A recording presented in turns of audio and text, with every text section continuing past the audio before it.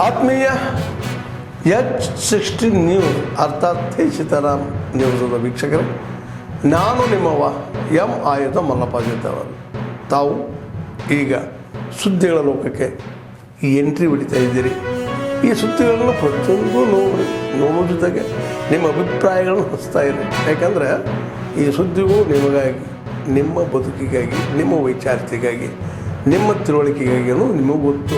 ಜೊತೆಗೆ ನಮಗೂ ನಿಮ್ಮೊಂದಿಗೆ ಇದೊಂದು ಮಾತಾಡುವಂಥ ಜೊತೆಗೆ ಸುದ್ದಿಗಳನ್ನು ಬಿಡುವಂಥ ಕೆಲಸ.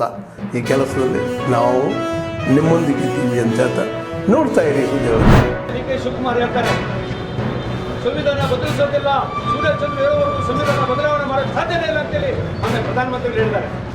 ಉಚಿತವಾಗಿ ಕೊಟ್ಟಿರ್ತಕ್ಕಂಥದ್ದು ಕೊಟ್ಬಿಟ್ಟು ಡೀಸೆಲ್ ದರ ಏರಿಕೆ ಬರ್ತದೆ. ಡೀಸೆಲ್ ದರ ಒಂದೇ ಏರಿಕೆಯಿಂದ ಜನಸಾಮಾನ್ಯರು ಎಷ್ಟು ಹೊರೆ ಆಗುತ್ತೆ ಅಂತಂದರೆ, ತರಕಾರಿ ಮಾರಾಟ ಮಾಡೋದ್ರ ವೆಹಿಕಲ್ನಿಂದ, ಆಟೋ ಚಾಲಕರಿಂದ ಹಿಡಿದು ಎಲ್ಲರಿಗೂ ಹೊರೆ ಆಗ್ತಾ ಇದ್ದೀವಿ. ಈ ಸರ್ಕಾರ ಸಾರ್ವಜನಿಕರ ವಿರುದ್ಧವಾಗಿರ್ತಕ್ಕಂಥ ಸರ್ಕಾರ, ಜನಸಾಮಾನ್ಯರ ವಿರುದ್ಧ ಇರ್ತಕ್ಕಂಥ ಸರ್ಕಾರ. ಮುಂದೆ ಈ ಸರ್ಕಾರ ಬರುವವರೆಗೂ ನಮ್ಮ ಹೋರಾಟ ನಿಲ್ಲೋದಿಲ್ಲ. ಫೈರ್ಫ್ಲೈ ಈವೆಂಟ್ಸ್ ಅಂತ ಫಾತಿಮಾ ಅವ್ರ ಕಡೆಯಿಂದ. ಸೊ ಇವತ್ತು ಆಲ್ಮೋಸ್ಟ್ 1300 ರನ್ನರ್ಸ್, 1300 ಓಟಗಾರರು ಪಾರ್ಟಿಸಿಪೇಟ್ ಮಾಡಿದ್ದಾರೆ. 10K, 5K, 3K ಮಜಾ ರನ್ ಕೂಡ ಇತ್ತು. ಆ್ಯಂಡ್ ಎಲ್ಲರೂ ಫುಲ್ ಖುಷಿಯಿಂದ ಪಾರ್ಟಿಸಿಪೇಟ್ ಮಾಡಿದ್ದಾರೆ. ಆ್ಯಂಡ್ ಎಸ್, ಈ ಥರ ಓಟಗಳಾಗ್ತಾ ಇದ್ದರೆ ಬೆಂಗಳೂರಲ್ಲಿ ಒಂಥರ ಚೆನ್ನಾಗಿರುತ್ತೆ. ಅದು ಎಲ್ಲ ಸಂಡೇ ಬೆಳಗ್ಗೆ ಎದ್ದು ಬಂದಿದ್ದಾರೆ. ಇಷ್ಟು ಜನ ಒಟ್ಟಿಗೆ ನೋಡಿ ಖುಷಿ ಆಯಿತು. Event managing person, and I'm really so happy to see so many people have turned up for this event, and all from all age groups and all, and it's nice to be having something like this of fitness type which she has conducted. I'm very proud of her, and I congratulate all the winners who have won, and those who have participated also in good spirit.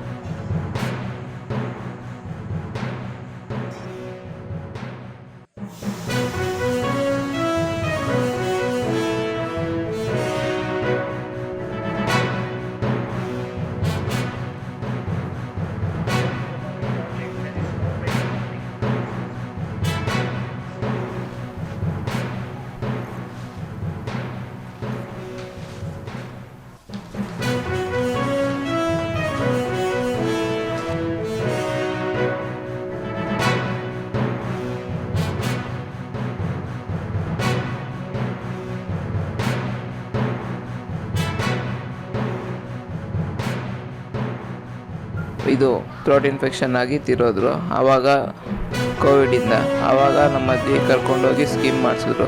ಅವರಿಂದ benefits ಏನಂದರೆ monthly 3500 ಬರ್ತಿತ್ತು 18 years ಗಂಟ. ಆದಮೇಲೆ PMCಯಿಂದ 10 lakh deposit ಮಾಡಿದ್ದಾರೆ. 2028ಗೆ ಅದು ನನಗೆ ಇದಾಗ renewal ಆಗೋದು.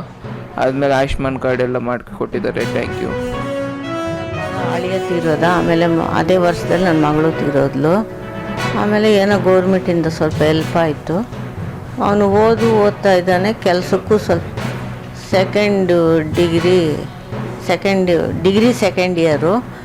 ಆದರೂ ಓದೋ ಟೈಮ್ನಲ್ಲಿ ಓದೋಕೋತಾ ಇದ್ದಾನೆ. ಆಮೇಲೆ ಸ್ವಲ್ಪ ಕೆಲಸನೂ ಮಾಡ್ತಾಯಿದ್ದಾನೆ. ನಮಗೂ ಗೌರ್ಮೆಂಟಿಂದ ತುಂಬ ಅನುಕೂಲ ಆಯಿತು. ಶೈಕ್ಷಣಿಕ ಭಾರತವನ್ನು ಸೃಷ್ಟಿ ಮಾಡೋದ್ರಲ್ಲಿ prime minister care for children ಇದೆಯಲ್ಲ, ಬಹಳ ಉತ್ತಮವಾದ ಕಾರ್ಯ ಇದು.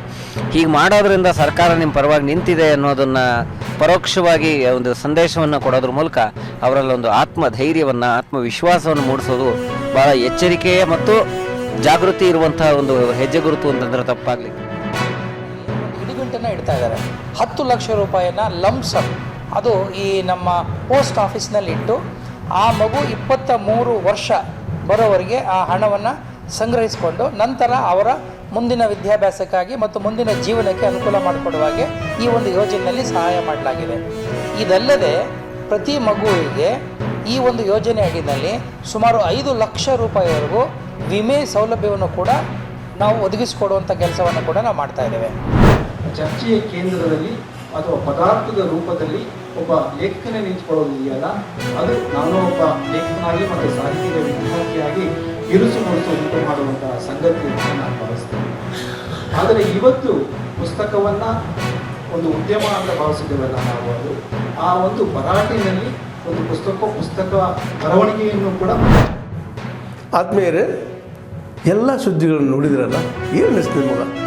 ಇದರಲ್ಲೇ ನಿಮ್ಗೆ ಲೈಕ್ ಆಗಿರ್ಬೋದು, ಡಿಸ್ಲೈಕು ಆಗಿರ್ಬೋದು, ಕಾಮೆಂಟ್ ಬೇಡಪ್ಪ ಅಂತ ಅನಿಸಿರ್ಬೋದು, ಕಾಮೆಂಟ್ ಮಾಡಬೇಕಪ್ಪ ಅನಿಸ್ಬೋದು, ಶೇರ್ ಮಾಡಬಾರ್ದಪ್ಪ ಅನಿಸಿರ್ಬೋದು, ಅದು ಮಾಡಬೇಕು ಅನಿಸಿರ್ಬೋದು. ಏನಾದರೂ ಆಗಲಿ ಶೇರ್ ಮಾಡ್ತಾಯಿರಿ, ಈ ನ್ಯೂಸ್ಗಳನ್ನ ಹಂಚ್ತಾ ಇರಿ, ಜೊತೆಗೆ ಇದಕ್ಕೆ ಸಬ್ಸ್ಕ್ರೈಬ್ ಆಗ್ತಾಯಿರಿ ಅಂತ ಹೇಳ್ತಾ H16 ನ್ಯೂಸ್ ಅರ್ಥಾತ್ ಹೇ ಸೀತಾರಾಮ್, ಇದು ಸತ್ಯದ ಕೈಗೆ ನಡಿ ವಂದನೆಗಳು.